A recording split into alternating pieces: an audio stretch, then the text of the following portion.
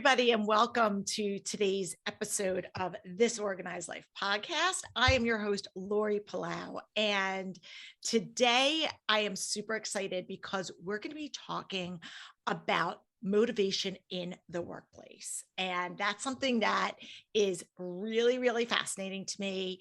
I have a great guest. And I'm going to bring her out in a minute, but I just want to tell you a little bit about her. Her name is Grace Treutel, and she also is a podcast host, and she hosts the Standard Office Procedures podcast. And it's a podcast that aims to help people in the professional workspace deal with culture and deal with communication. And she does it in a really fun, disarming way. I've listened to a couple of her episodes, and they're really engaging. I almost feel like I'm in an episode of The Office, but in like the very best way. In real life, in addition to the podcast, she is the manager of culture at a e-commerce startup that sells products for organization in the workplace. So she not only deals with productivity and helping people with culture or motivation, but she also has a thing or two to say about physical organization. So we're going to definitely touch on that as well. She's also a mom. She is an organizing junkie herself. And she said her guilty pleasure is watching people do organizing on TikTok, which I think is hysterical. And I'm really excited for this conversation. So without further ado, let me bring out my guest co-host today, Grace Treutel. Hi, Grace. Welcome to the show. Hey, Lori, thanks for having me. I'm really excited to be here because so I've listened to your podcast off and on for the last while. It's been a bit, and your clutter clinics are like, so you mentioned that I love to watch TikToks of organization.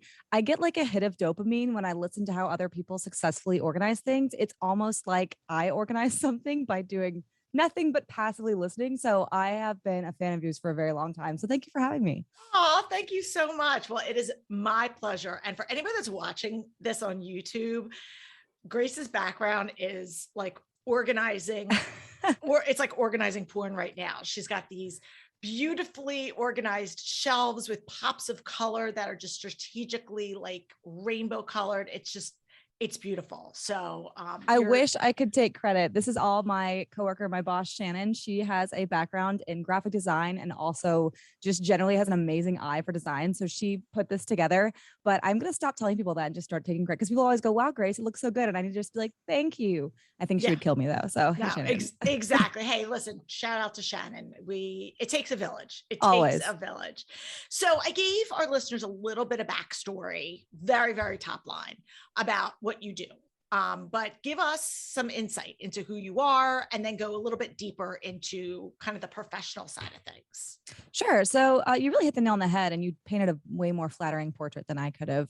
But so, yeah, I've been in my career field for about 10 years and I have a background, actually got a degree in copywriting. I love to write. I'm a writer through and through, but it kind of transitioned into marketing.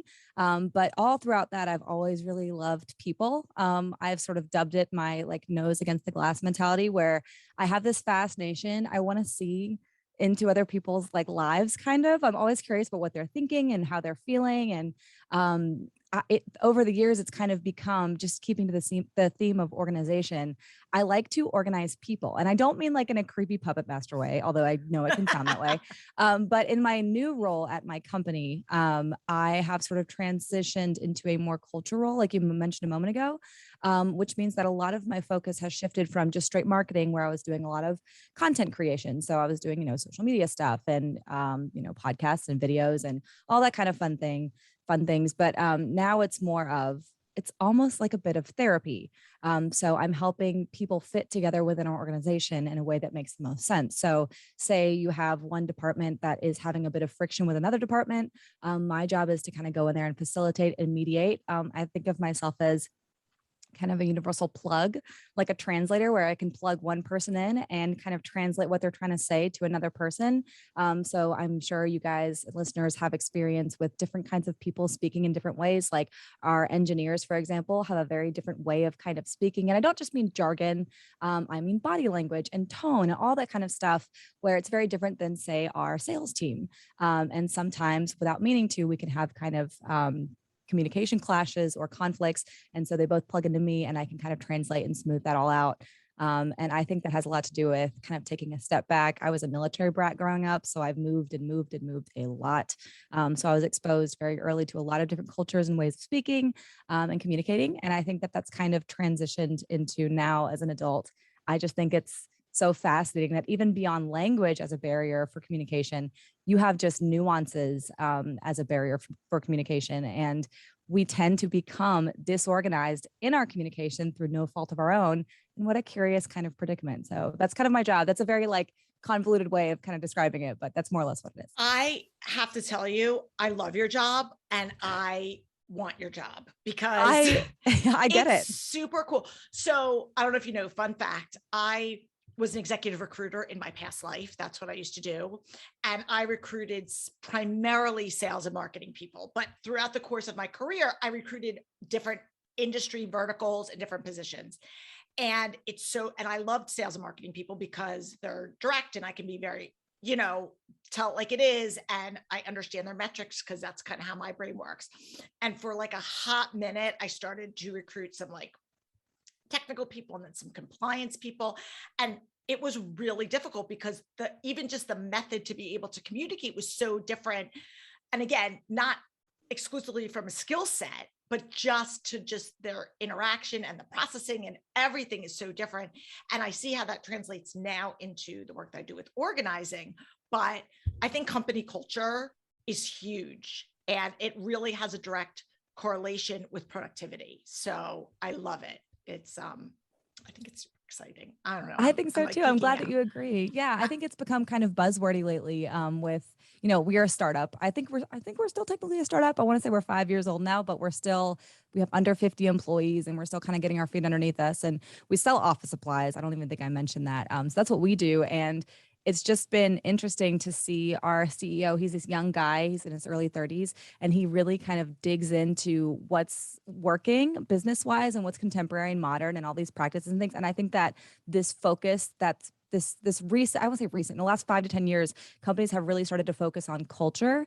And it's a cool shift to see. I'm with you. I think it's really interesting. It's a really fascinating kind of puzzle. Yeah. I'm a big Adam Grant fan. I don't know if you know Adam Grant is, and he's an organizational, for anybody who's listening that doesn't know, he's a organizational psychologist. He's done TED Talks. He's super, super smart, got a bunch of bestseller books that I've read cover to cover. And again, it's really just studying people, and which is so much of what I do in my job, just looking at it through a different lens of their clutter, physical stuff, time, productivity, and you're in the workplace.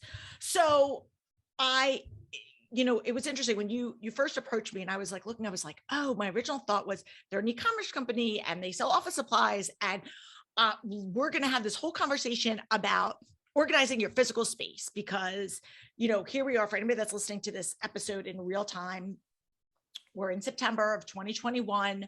A lot of people are going back into the workplace after being remote for 18 months. People are going back into classrooms after being remote for so long. And, we need to get our physical spaces. And I do want to touch on that a little bit. But what I said, I always like to try to do a little bit of research on our guests before they come on. And one of the things that I did, and I said this to you offline, was I listened to a couple of your episodes, and you had one episode in particular that really, really stuck out to me. And it had to do with organizational motivation and getting people motivated and how that translated into productivity. And that really just struck a chord with me. And I said, you know what? The physical stuff's important. Obviously, we love that. And who doesn't love a good color-coded, organized office? But this is really stuff that we really need to talk about. And so I wanted to kind of almost dissect that episode a little bit with you. And obviously, I jotted down some notes going into it, because I just think for people, whether they're in a physical workspace, in an office, or they're working remotely, or even if you are somebody at home, but you're interacting with people in a volunteer position or just your community, these are all strategies that every single one of us can apply. So can you just kind of give some overview into that, how that came about, and then we can just kind of start to go through them one by one. Yeah, absolutely. No, so motivation is something that is always been kind of a struggle of mine because, like I said, so I do have kind of a creative background, and we think a lot about inspiration, right? Or like I think of motivation and inspiration as these things that just sort of strike us, that are completely out of our control. Like I'm either motivated or I'm not, right? I'm either inspired or I'm not. And for a long stretch of time, I've always been somebody who's pretty motivated, like if I want something, generally I'll work hard and get it. And same with inspiration. I used to I had a limited understanding when you're in college and I had nothing but free time. I had no kids yet. I had no real career. I had no real responsibilities other than just taking care of myself. It was very easy to come by things like inspiration and motivation because I'd go on long walks and I'd be inspired by things that I would see. It was very sort of romantic. And I thought, this is easy. And then when you start your career and you have kids or, and I don't want to say just kids, it's not like people who don't have kids don't understand. Like when you get bogged down in all these sort of real life growing up things where your time is more spread up, it's more, you know what I'm trying to say? When your time is more. You have all these tactical day-to-day Yes. obligations that aren't really motivating and inspiring, like laundry and making lunches and paying bills. Like they're necessary things that we need to do, but it can suck our energy and our time to then leave us feeling unmotivated. Yeah. And you really kind of struck at something there which is the repetition of just day-to-day tasks. I think oftentimes when you just get into a cycle, which most of us do, like you just said, there are things that have to happen, laundry, going to work, picking up kids, whatever, you lose that motivation. So, and especially with the last year and a half, I think that motivation has just been hard to come by for a lot of people because it's tough right now. You can't do the things you used to do. You can't meet up with people you used to meet up with. Traveling's pretty much done, like all these things. So I got really interested in this idea of at first I was thinking, how do I synthesize or manufacture motivation for me? Right. And then I realized that motivation there is no synthesizing it. Like it is what it is. And there are ways that you can go find it. So that's kind of how it came about, is that I felt my own motivation flagging hardcore. And by that, I meant like, it was difficult for me to care about stuff that I knew I had to do, like before I was very motivated in my projects, both personal and professional. And then like I said, going back to the writing, I've finished 2 books and I'm supposed to write a third. And I still haven't and that's unusual for me. So you're one ahead of me. You're one ahead of me. So there you go. None have been published yet. So I need to add that as a caveat. But so it was just this problem where I was like, I don't know who I am anymore. I don't know why I'm not motivated. And I felt like, what is wrong with me? So it became this very real issue that I was able to kind of bring into my work. And we really kind of dissected it and wrote this blog post about it and have since recorded a podcast episode about it.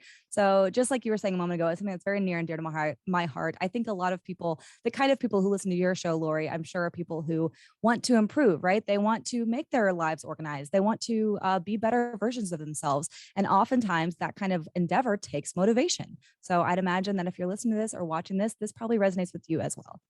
Yeah, 100%. So in the episode, and we'll link to it also in our show notes for anybody that wants to go and listen to the episode, which I encourage everyone to do.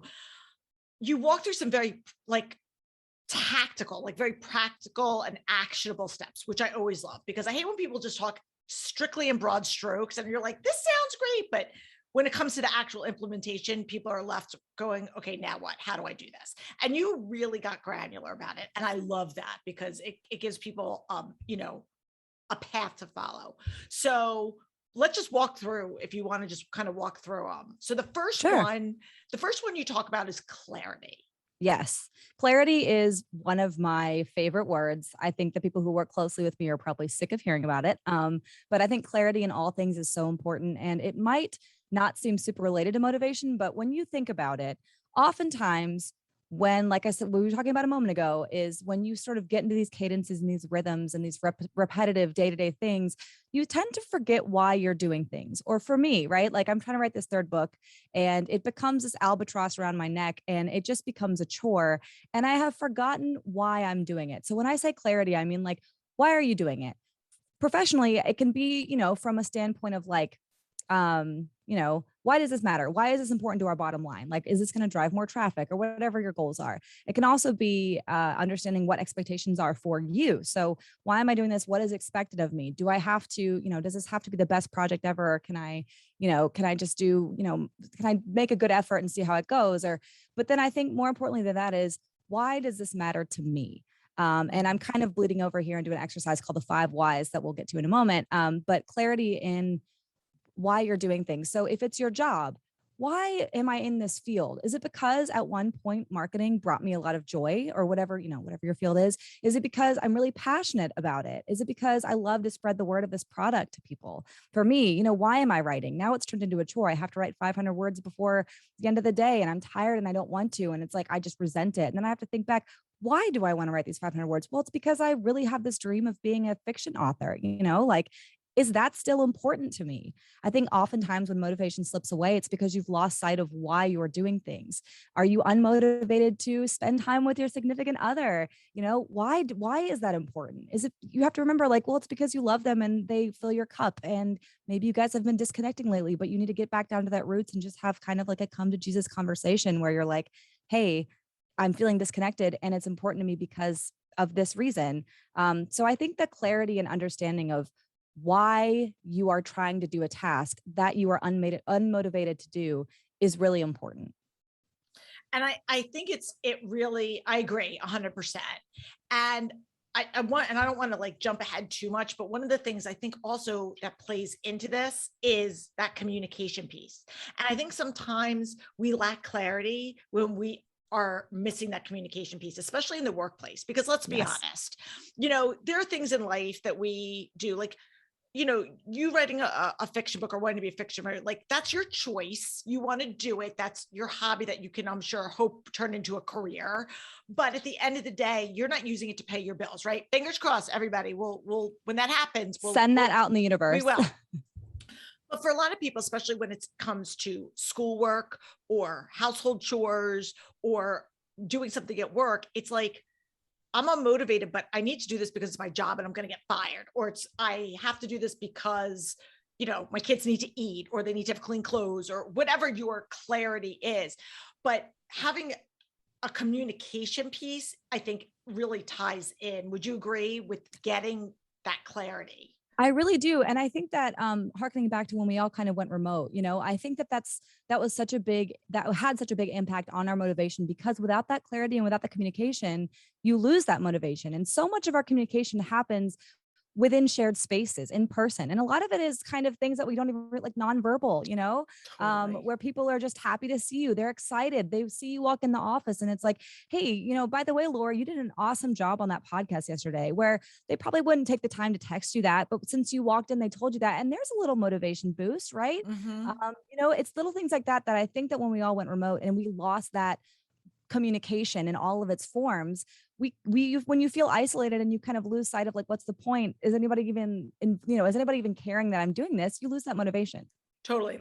Why do I need to shower? Why do I need to put a bra on? Nobody's exactly. going to see me. Yeah, exactly. Let's talk about you touched briefly on the 5 whys. So as you guys were doing this in the podcast, in my head, I just kept thinking of a child going, but why? But why? Yeah. But why? But talk a little bit about, that strategy and why that works. Yeah. So the 5 whys is exactly like you described. It is essentially a drill down. So it's a bit further. It's basically an exercise that kind of goes hand in hand with that clarity piece that I just mentioned. Mm-hmm. So if you're thinking I am unmotivated. So for me, I'm unmotivated to write this book. Why? Because I'm tired after a long day. Why? It's like you just keep drilling down. So why am I tired? Well, I didn't sleep enough last night. Why? Well, my insomnia or my anxiety is really keeping me up lately. Why? Because I didn't make a list or plan out or organize what I was going to do the next day. And so then I didn't realize it, but me not writing my book is correlated, however loosely, to me being disorganized in this case, me not making that list, me not sleeping well. So it's a tool that you can use to kind of drill down and drill down and drill down.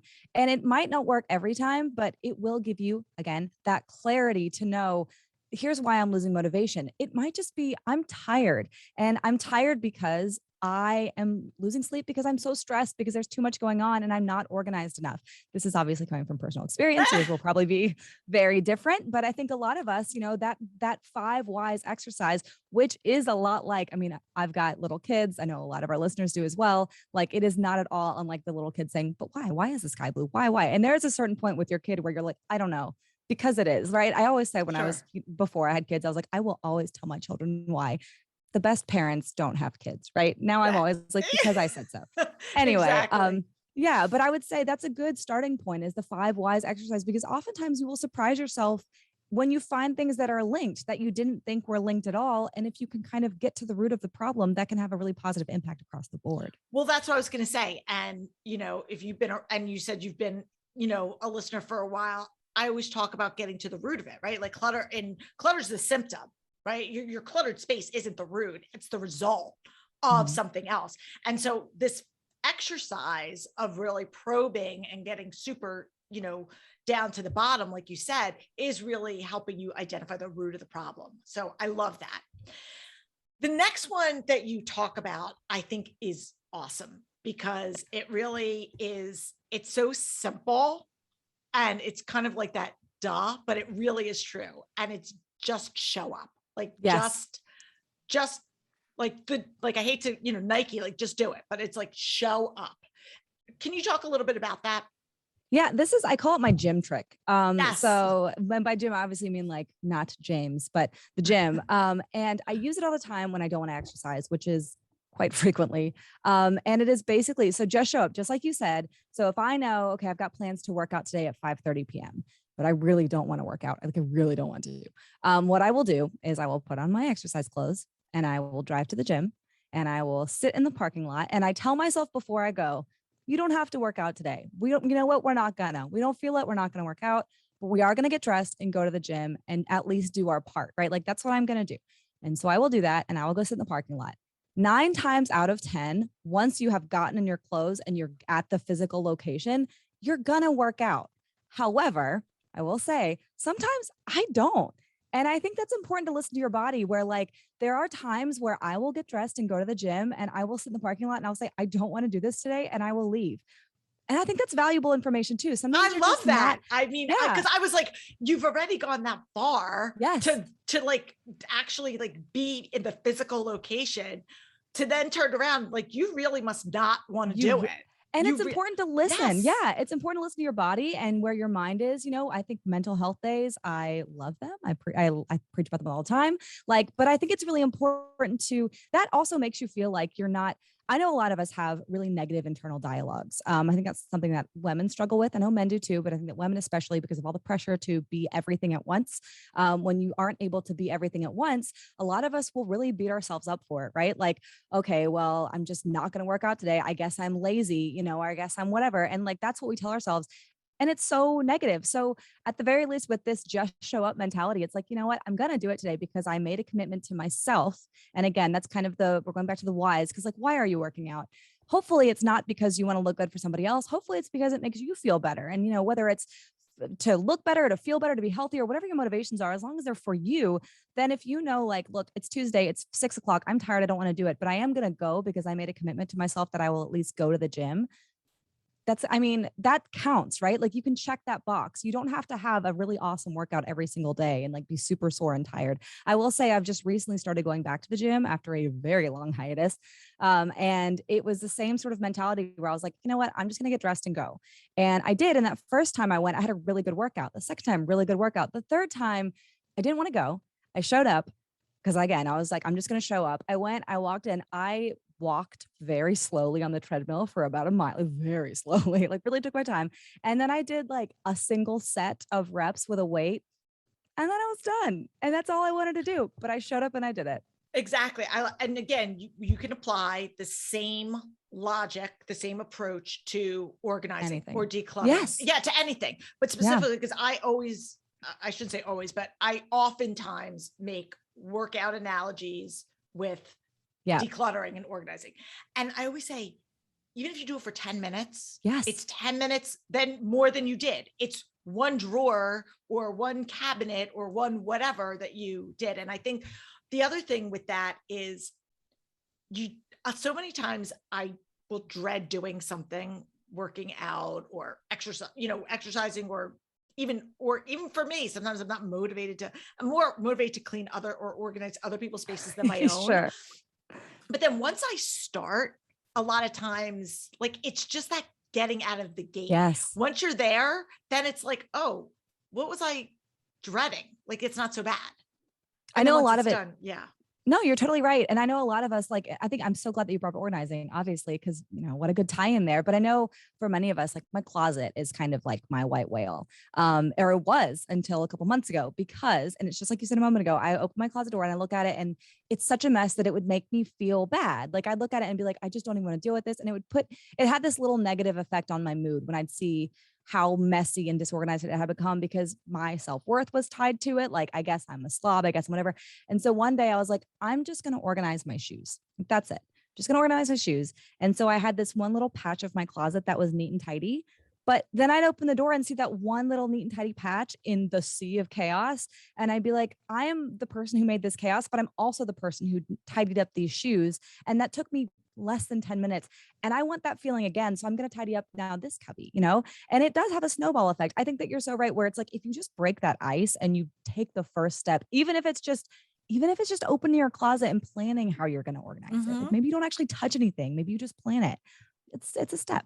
It is. And I think because you started to talk about procrastination, which leads right into the next one, which is huge. And for anyone, again, that's listened to me knows that I talk about procrastination as one of the largest clutter pitfalls for people.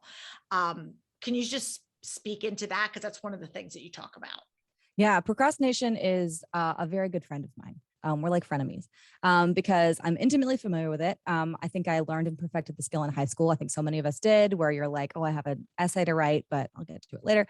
But now as an adult, I have found that procrastination for me, and I've done some research into this, I'm definitely not a professional, but for most people is linked to a lack of confidence or a lack of knowledge on how to do the thing that we're procrastinating. So I know this about myself. My podcast is a good example. For work, I started a podcast. I had always wanted to start a podcast for years and years. And then my bosses greenlit it and they got me some great equipment and they said, okay, you can start. It took me 6 months to start that podcast, not because I didn't want to do it, not because I wasn't excited, not because I didn't have the tools, but because I didn't know how. And when you don't know how to do something, it is a scary project, right? And so we put it off and we put it off. And I think organization is the same thing. When you have this monster closet and you don't even know where to start, you just put it off and put it off. I think though, like most things in life, you'll find that the thing, like the actual anxiety about the thing is so much worse than doing it. I mean, my first podcast show was not awesome. Like, I will say that I'm proud of it. I'm sure mine wasn't either. I don't go back and listen to those early episodes. Never. No, that's a level of like masochism that I don't need. But I will say that, but like the thing is that first series led me to the series that I have now, which I am proud of. And it was a learning curve and it honestly wasn't as bad as I probably thought it was. But at the same time, like the worst part of that entire process was not the doing it or the listening back to it. It was the worrying about it beforehand. And I think we all intrinsically know this, we're like, yeah, okay, I can hear it, but I don't really believe it in the moment. But if there's one thing that I think, like one actionable item that I would suggest, if you are procrastinating something, is just to do it badly. Just let yourself do it badly. If you want to organize that closet, but you watch Lori or you watch, what are those girls on Netflix that I love? Home Edit. Home Edit, yes. Or if you watch them and you're like, I would love to do it, but I'm not good enough. I can't do it. That's fine. Go do it badly. And that's something. And then you can incorporate Lori and the Home Edit and sort of do what they're doing, right? But I love that mantra of like the first step of, can I say the word suck on your podcast? Yes, totally. Okay. The first step to being really good at something is sucking at it. Like, procrastination is because I think we're scared to be bad or we're scared that we're going to mess it up or we're going to do a bad job. 100%. Yeah. I think again, it's the fear of the unknown a lot of times. And that what if factor of like, what if I make a mistake? And again, how bad can it be? And I think you can apply, those 5 whys, like going down the hole of like, okay, so what's the worst that can happen? Like how bad can it be? And again, also don't measure like keep the bar low. Like, yes. you know what I mean? Keep the bar realistic. I don't want to say low, but like keep it realistic. You don't have to go from a completely cluttered space to having, you know, a Pinterest perfect, you know, space. Like just work on being able to see the floor, you know, or whatever it is. I think I think that is key. What you just said is key. And there's this thing that I heard, you know how like we'll hear things all of our lives and we'll think we understand, but then it's put a specific way and it finally clicks with us. Mm-hmm. There is a quote that I heard and I don't know who said it, but it's perfect is good, done is better. And I love that. I live by that now because like I said, for writing for me is my big sort of my passion. And I wrote this book and it was really, people have said like, it's really good. So now I have to write this next book and I haven't. And I think it is because I'm trying to live up to this high standard that I've set for myself and I've done nothing. And that's not helping me at all because I don't want to digress because we're on a roll here, but we're going to have to, do you know anything about the Enneagram? Oh, I was going to bring that up. I love the Enneagram. All right. We'll talk about that after the break. Okay. What's your Enneagram type? If I'm a 7. You are? Okay. Yeah. I figure, I had a feeling that you were 7, but I thought that there was a little bit of 1, but I think 7 has a line. 7 has a line to 1. I'm like looking at my board. I have a cheat sheet board. That's amazing. Enneagram stuff. So yeah. And I think a lot of that has to do with that expectation, but yes. And my husband, who is a 3 on the Enneagram, and we talk about this a lot on our Enneagram series, is his mantra in life is done is better than perfect. It's a great mantra. That is his life. And he says it all the time. And I have one kid who's like a total perfectionist and he's always like, done is better than perfect. Done is better than perfect. I love that. Yeah. Okay. So we have one more kind of like tip in this series, in this, you know, grouping that we're talking about. And then we're going to go through that and then take a break. So you were talking about thinking about habits versus motivation. And I love this like subtle yet impactful mind shift. Can you speak into that? Yeah. So one thing that I love talking about habits because I think motivation, habits, resolutions, they all kind of go together. And I always talk about habits from sort of the lens of a New Year's resolution. And by that, I mean, you know, oftentimes I'm going with weight. I don't mean to, you know, trigger anybody, but I think that's just an easy one. Go for it. So New Year's resolutions, we'll have people who say like, okay, my resolution for this year is to lose 20 pounds, right? That's a pretty big goal. And it's also massive. And it's also like the closet, like the fully finished, beautiful book. It's a very hard thing to achieve when you're standing at 0 and that goal is at 100. You've got to go 100 paces to reach it, right? So instead of making these really massive, lofty goals for ourselves, these resolutions, what we need to do is set habits. So instead of saying, I'm going to do this and it's going to be perfect, we say, my resolution or my goal, the way I'm going to be motivated is I go to the gym once a week now. I'm going to go 3 times a week. The goal isn't I'm going to lose 20 pounds in 2 months. The goal isn't I'm going to be the best at the gym. The goal isn't I'm going to crush it every time. It's just that I'm going to go there 3 times a week. I'm going to form the habit. And that kind of ties back into just showing up, which is that even if you don't go into the gym or even if you don't do the best workout of your life, if you do like a pull of Grace and you just do like a lazy weight lift and call it a day, you have still formed the habit. It is now a part of your routine that you are somebody who goes to the gym.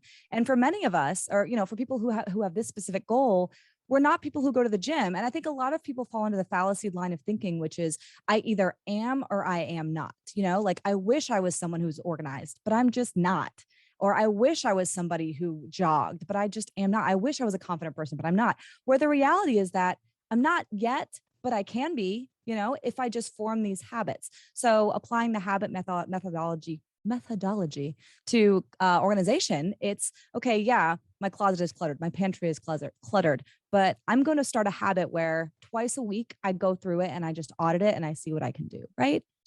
Totally. I 100% agree with you. Have you read BJ Fogg's book, Tiny Habits? No, should I? Oh, 100%. I'm writing it down. Yeah, you have to. It's like it's life-changing. It's great. Okay. I recommend it. One of our guests had recommended it to me. I read it and I've been incorporating stuff into my personal life as well as professionally. And it really speaks to just doing little things in those little actionable steps. And just to kind of piggyback off of what you're saying is, I think it's great to set a goal of saying, I want to lose 20 pounds, or I want to fit back in my wedding dress, or whatever it is. Okay. I think that's fine, but that's not enough, because that's you have to have, what is the plan that's going to get me there? Because it's not wishing it. And even if you're like, you have to have those practical steps. So like you said, incorporating, so I'm going to only have dessert 3 nights a week, or I'm going to go to the gym. Whatever, you're either going to add, you have 2 choices. You're either going to add something into your routine, or you're going to take away something from your routine to make that goal happen.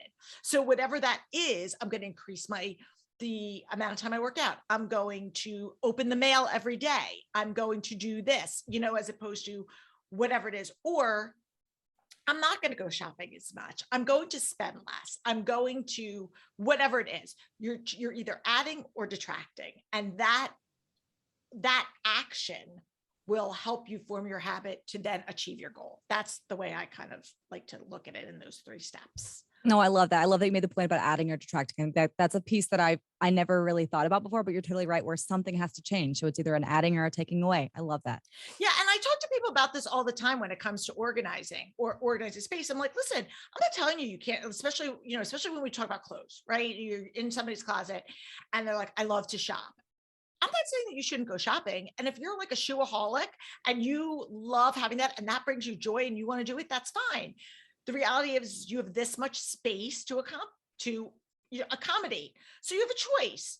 Do you want more shoes, or do you want less shoes and have a more aesthetic? It's a choice. There's not a right or wrong, but you either have to take something away or not. I don't know if I said that right. That made perfect sense. I'm with you. Okay. Yeah. Good. All right. I think that's perfect time for us to take a quick break. And then we're going to come back and we're going to talk a little bit more about workplace stuff. So sit tight. All right, Grace. So I want to pivot slightly. And then if we have time, we'll go back to the Enneagram, because that's obviously something that I love talking about. It's a bonus. Yeah. It's a bonus. So you do a lot, again, going back to what your job is helping people with culture and understanding that people act differently, are motivated differently, show up differently. How can we show up? Like, what's your advice for people in this world where we're still somewhat separated sometimes by geography or through virtual life? How can we show up for our coworkers and our colleagues during this time when we might not all be in person? Some of us we might be remote. I feel like it's very like everything's up in the air. Yeah, I feel like my answer to this one is almost overly simplistic, but I really believe this with all my heart, is that people crave connection to other people, just about like more than anything else. And part of that is my marketing background, knowing that people will buy from brands that they connect with. They'll pay. Like, I know I have a lot of loyalty to like Chewy.com. It's where I get my dog food. Do you love Chewy? I know I love Chewy. Chewy. And the reason we love Chewy is because we feel, I don't want to speak for you, but like, I feel like they care about me. I feel like there's a connection there. If they don't, I don't want to know about it. Like, I like to live in this delusion. But like, I will pay more for my dog's food from Chewy than I will at like, any other of the big box retailers. And I think the same thing is true of just people in the day-to-day with other people, with our colleagues. So we talked about earlier in the episode, how motivation comes from, Lori walks into the office and someone says, great job, Lori, you did an amazing job on that show. But it also comes from just an eye contact or a smile, and that sounds cheesy, but I think it's so true, is to feel seen by another person. It validates us in a way that I think is very primal and very important. So with everybody being remote lately for the past small eternity, I think that one way that you can show up for your coworkers that maybe is not super comfortable for everybody, but I think it's important, is like just reaching out. I think a lot of us use Slack or similar kind of messaging softwares to keep in touch with our colleagues. And I try to take it upon myself to just reach out and say like, hey, I was thinking about you because of X and Y, or like, I know one of my colleagues, they have kids who play baseball. And I was like, oh my gosh, I saw that there was something with baseball in the news. How are you doing? And, the conversations are really brief, but I think that stuff is important. I know that because when people reach out to me and they're like, hey, I was thinking about you, that has such a disproportionately massive impact on my day. So I would say, I know it's small. It's probably not like the most in-depth scientific response. No, I love it. I think it's so true. And just to add to that, and I think this also can go just for friendships, also for people that are listening, because we've, a diverse group of people that are listening. I think sometimes be the initiator to facilitate something is huge. I Yeah, tend to be the facilitator, and I'm not saying I'm always the person that sure. leads, but I like that role, and I'm all about in my personal life, in my relationships, I'm about hospitality and all the things. And I remember when we first went 100 years ago back into Hmm. quarantine, I felt like, and I'm not trying to say like, oh yeah, look at me, but I was the one that like initiated, we're going to do a group Zoom call here and we're going to do a Yes. group Zoom call there. And everyone was like, oh my God, great. But sometimes I just was the one that needed to go first. I was one Yeah, that needed to do that's it. it. So if you're that person and you're comfortable doing that, like just do it. Like Yeah. I had a kid that just left for college, and I wanted to get a group of moms whose kids have all grown up together, just like one last time, just for drinks and dinner. And I just said, hey, does everyone want to come to my house like on a Sunday night? No big deal, like nothing super fancy, but we just love to get people together. And they were like, oh my gosh, that's awesome. And it just was a matter of just putting it out there. Hmm. And I I think think sometimes it's so simple, but we don't do it. it's so simple. And I think it's nerve wracking because you're like, what if they say no? But here's the thing is like, then they say no and it costs you nothing. And I oftentimes remember like there have been times where when I was younger, like a teenager, I would go up to somebody and be like, hi, my name is Grace. And I'd want to be their friend, and they look at me like, okay, weirdo. And in the moment, that's horrifying. As I got older, I was like, that's more of a reflection on them than you. If you go to somebody and you say like, hey, I'm just checking on you, how are you doing? And they act like you have two heads, that's fine. Like no sweat off your back. That's them having their own thing and you tried, right? So like, Yeah. and like you said, if you don't try, then you miss out on these awesome opportunities, like having this group of moms together. So even if you're not somebody who feels like, maybe you think I'm not really a leader, so I'm going to let somebody else take on that role. If you just reach out to one person and say, hey, I'm thinking about it, how are you doing? Just like give yourself that exercise today. Like reach out to one colleague or, somebody in your sphere that you're like, I haven't talked to them in a while. I'm just going to see how they're doing. I bet you it will make their day. I love it. It's such great advice. All right. So now I want to just kind of pivot a little bit because we talked about friendships and we obviously talked about like workplace, but we also have this other kind of category of people that a lot of my listeners fall into, which are kind of those solopreneurs, mompreneurs, people that work a little bit more siloed, whether they're blogging or they're doing some sort of, you know, solo type business where they don't have teammates, they don't have coworkers, they don't even have a boss. And that motivation piece, it really is, it can be somewhat isolating Mm. under the best of, even in the best of circumstances, let alone, a global pandemic and everything else. What, I mean, again, you could reach out to friends or whatever, but are there any advice? Is there any specific advice that you have from the professional? Like if I know before I had a team that I knew that I'm like, well, I got to show up because I have a team that's depending on me. But when it was just me, like I would self-sabotage myself. I'm like, well, I don't feel like working today. I mean, I don't feel like blogging today, or I don't feel like posting on social media today. And nobody was waiting for me to do it, really. It was on me to say, nope, I'm going to show up. I'm going to do this. I'm going to stick to my routine. What do you say to those people? Because I feel like there's a lot of people that kind of are like, is anybody listening? Do I even need to do this? Does it matter? So yes, and my advice is the first half is a little bit like a cliche. I think we've all heard it before, but it's like it's set those deadlines. Get up in the morning, take a shower, put your clothes on. I have done several episodes on confidence and just generally how confidence is impacted by things as simple and basic as like, what am I wearing? Do I feel like I look good? I say this and my coworkers tease me, but like, is your underwear matching? You don't have to do that every day, but that is a power move that makes me feel invincible. But I think we all know that setting That's deadlines and goals. sticking to That's them. I goals mean, right that is there. goals. Yeah. But setting deadlines and sticking to them is key. But beyond that, I mean, again, like all that stuff that I think we already know that is, it's like, yeah, like you said a minute ago, Lori, where it's like, well, it's just me. I can skip today. Like, I don't have anything pressing. Nobody cares. Nobody's waiting on me to post this social media graphic except for me. Who really cares? Like, don't listen to that negative voice, because here's the thing. If you only have 15 followers, those followers care. Like at least 2 or 3 of them care. And I like to do this. I like to visualize when I'm feeling down, because I used to write a lot of blogs and I used to write a lot of things. And I would think I'm never going to be an author. I'm never going to be a real writer. And my teacher told me this, my professor in college, she said, visualize the number of people who have left you positive comments in a room. Suddenly that only 100 likes is a lot more intense. When you visualize 100 people in a space going, hey, good job, Lori, that was a really good episode. It changes your perception, because I think so many of us compare ourselves, especially on social media where it's all number based. You compare yourself to like, well, this person has, 1.2 million followers and I have barely 1,000. Like, how am I ever going to, dude, envision 850 people in a room. That's a lot of people, and think about them. And that hopefully will motivate you a little bit better. Also, I was going to say something else. What was it?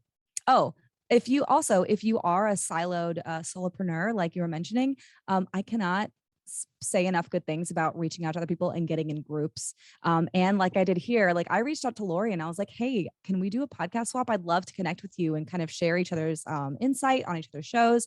And that does, again, it's harkening back to that first outreach where like it's a little scary because you are going to get some very polite rejections, but you also might make some connections that are going to be incredibly valuable for you. And that could really, become fruitful. So I would say my two key pieces of advice are envision a room full of people and love also that. connect. Yeah.